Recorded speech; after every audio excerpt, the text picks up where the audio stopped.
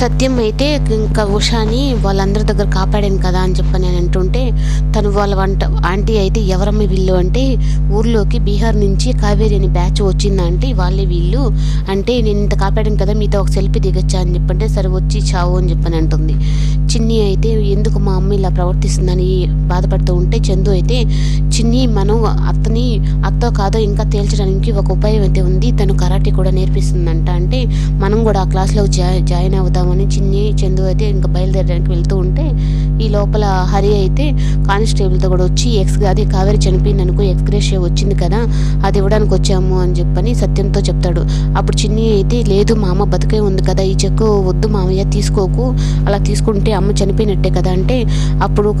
Constable అయితే ఇంకా చిన్ని కావేరి బ్రతికే ఉందని భ్రమలో ఉందా అని చెప్పని అంటాడు.